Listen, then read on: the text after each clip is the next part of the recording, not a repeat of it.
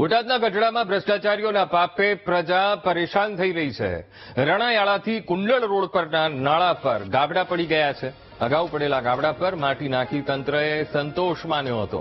ફરી વરસાદ આવતા માટીનું ધોવાણ થતા ફરી વખત ગાબડું પડ્યું। નાળા પર ગાબડું પડતા છકડાનું ટાયર ત્યાં ફસાયું। ગાબડામાં વાહન ફસાઈ જતા વાહન ચાલકોને હાલાકી વેઠવાનો વારો આવ્યો। તો કુંડળ રોડ પરના અમે આપને આ દ્રશ્યો બતાવી રહ્યા છીએ। નાળા પર મસ્ત મોટા ગાબડા પડ્યા છે, જેના કારણે વાહનો ત્યાં અટવાઈ પડે છે, ફસાઈ જાય છે। વાહન ચાલકોને ભારે હાલાકી વેઠવાનો વારો આવતો હોય છે। અમે આપને એ નાળાના દ્રશ્યો બતાવી રહ્યા છીએ। એક તરફ પાણી ભરાયેલા છે ને એક તરફ મસ્ત મોટા ખાડા ત્યાં પડી ગયા છે। એવું નથી કે રજૂઆત નથી કરવામાં આવી, વારંવાર રજૂઆત કરવામાં આવી છે, તે છતાં પણ તંત્ર અહીંયા ઉદાસીનતા દાખવી રહ્યું છે।